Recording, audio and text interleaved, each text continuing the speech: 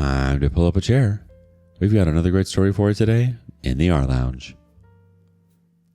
Let a family member crash for 2 weeks, they say. It'll be fun, they say. Today in the rLounge, this is what happens when family overstays its welcome by about a month, and then some. Entitled brother thought he could squat in my property, so I had him evicted by the sheriff. I inherited a small house a few months back. Nothing fancy, decent neighborhood, and only needed minor renovations.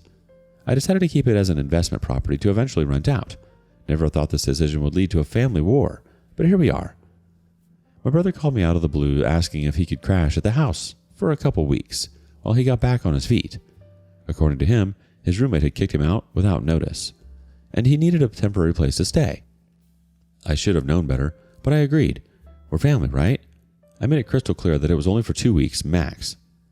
When I helped him move in, I noticed he was bringing way more stuff than someone who would need for a short stay. Full furniture pieces, kitchenware, all his clothes, basically everything he owned. When I questioned him about it, he brushed it off saying he had nowhere else to store his things, but promised he'd be out in 2 weeks as agreed. I gave him a spare key and told him to return it when he moved out. About a week later, I texted to check on his housing search progress. His response was vague, just that he was working on it and needed more time. I reminded him of our agreement, and he sent back a thumbs up emoji. I took that as confirmation as he understood the deadline. When the 2 weeks mark hit, I messaged him about moving out as planned. No response for hours. Finally replied, claiming he needed just 1 more month because his housing plans had fallen through. The next day, I drove to the house to have a face-to-face conversation. He'd completely moved in, furniture arranged, pictures hanging on walls, and most concerning, the locks changed. His entire demeanor had changed. "You don't even need this place. I'm actually living here." He refused to leave, claiming he had rights now. That's when he revealed he's actually been struggling financially for over a year, not just recently, as he claimed. I went home and researched tenant laws, discovering my brother might be attempting to establish squatters' rights. I called him, offering to help find affordable housing, thinking maybe we could resolve this reasonably. He laughed. "Good luck getting me out. I know my rights now." Things escalated quickly after that. A couple days later, neighbors texted me complaining about loud music and parties. I drove by and saw unfamiliar cars in the driveway and people coming and going. My brother had invited 2 friends to move in with him in my house. I contacted local police through the non-emergency line, but they explained it was a civil matter and suggested I go through the formal eviction process. More research confirmed that my brother had no actual tenant rights since no lease was signed, but I'd still need to go through proper legal channels to remove him. Then my parents got involved. They called me furious, saying I was throwing my brother onto the streets. Turns out, he told them I had gifted him the house. When I explained what actually happened, they still sided with him, calling me selfish for not letting him stay, just until he gets back on his feet. The same line I'd heard weeks ago. The situation kept getting more absurd. I drove by the property one day to find my brother had put a no trespassing sign on the lawn. Neighbors had reported he was telling everyone he was the rightful owner. When the eviction hearing date came, my brother didn't even show up. The judge ruled in my favor and granted the eviction order. The sheriff's department served the notice, giving him 48 hours to vacate. Finally, the day arrived. The sheriff showed up to enforce the eviction. My brother and his friends made a huge scene, but they left. I changed the locks immediately. Inside there was a mess. Empty beer cans, food containers, unwashed dishes, but thankfully no significant damage to the property itself. That should have been the end of it, but my brother took to social media claiming I stole his inheritance and left him homeless. The family drama continues, but at least I got my property back. I never thought something like this would happen to my family. My brother and I weren't best friends, but we got along fine before this. Now I'm questioning how well I ever knew him. The level of entitlement he's shown is staggering. Looking back, there were warning signs I ignored. When we were growing up, he always expected of us to clean up his messes. He'd borrow money and rarely pay it back. He'd overstay his welcome when visiting friends and family, but I never expected him to try to steal my house. The whole situation started when my grandparents passed away within months of each other. They left the house to me specifically because I had helped care for them in their final years. My brother rarely visited them, but apparently felt entitled to their property anyway. The inheritance wasn't even a surprise. My grandparents had told everyone their plans years ago. My brother knew the house would go to me. He never objected then, but the moment they were gone, he he started making comments about how unfair it was. I initially planned to sell the house, but after looking at the real estate market and rental opportunities in the area, I decided keeping it as an investment made more sense. The property needed some work, nothing major, just updating the kitchen, repainting, and fixing a few minor issues. I started the renovations myself on weekends. That's when my brother called about needing a place to stay. His timing seemed coincidental, right when the house was almost ready but still unoccupied. I now realized it was completely calculated. When I agreed to let him stay temporarily, I made sure to document everything. I sent text messages confirming the 2-week limit and saved his responses. Thank goodness I did, because those messages became crucial evidence in the eviction process. The day I discovered he changed the locks was surreal. I stood on the porch of my own property, unable to get in. When I knocked, he opened the door but blocked the entrance. The brother I knew had been replaced by someone hostile and defensive. "This is my place now," he said. "You've got your own house. You don't need two." I tried reasoning with him. "This isn't about need. It's my property. We had an agreement." "Agreements change. I've established residency now. Look it up." That's exactly what I did. I spent hours researching tenant laws and squatters' rights. In our state, establishing tenancy without a lease is possible if someone lives somewhere for a certain period with the owner's knowledge. My brother was trying to exploit this loophole.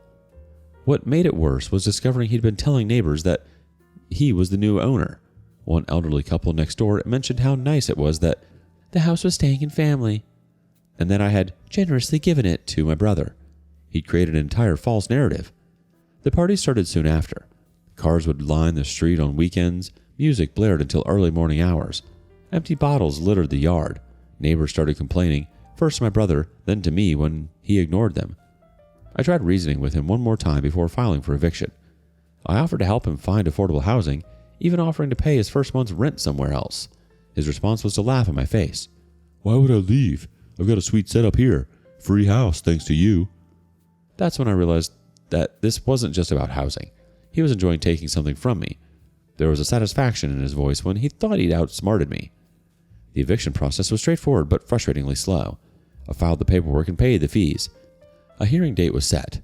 I gathered all my evidence, the text messages, photos of the property, statements from neighbors, proof of ownership. My brother's absence at the hearing spoke volumes. He knew he had no legal ground to stand on, so he didn't even try to defend himself. When the sheriff served the notice, my brother finally seemed to realize that this wasn't going to go his way. That's when the emotional manipulation ramped up. He called our parents, our aunts, our uncles, even cousins we rarely speak to. Suddenly everyone had an opinion about how I was treating him. The narrative he spun was impressive in its distortion of reality. According to him, I had promised him the house, then changed my mind. He claimed I was jealous of his happiness and wanted to make him suffer. He told our parents I was trying to force him into homelessness out of spite. My parents remained firmly on my brother's side. My mother said, "He's going through a rough time. You could have been more compassionate." I tried explaining that compassion had gotten me into this mess in the first place. If I'd been stricter about the 2 weeks limit from the beginning, none of this would have happened. But they weren't interested in that perspective. The property is now secure. I've installed new locks, a security system, and cameras. I'm proceeding with my original plan to rent it out. He moved in like he was buying the place, changed the locks, brought in all his furniture, threw parties, invited friends, and then had the audacity to tell you don't need the house. What? And the lies. Telling neighbors and your parents that you gave him the house? Trying to rewrite reality. Most people push boundaries a little, maybe overstay a weekend, but this is straight up criminal level entitlement. And your parents are acting like you are the unreasonable one. Oof. Now we know where your brother gets it from. Update. 4 days after the eviction, my security cameras caught my brother and a friend attempting to break into the house. The footage clearly shows them trying the door, then checking the windows around the property. Fortunately, the new locks and security camera held. I immediately filed a police report and sent the footage to the authorities. The officers took it seriously, especially given the recent eviction situation. On a positive note, I found a suitable tenant for the property. We signed a formal lease agreement with very clear terms.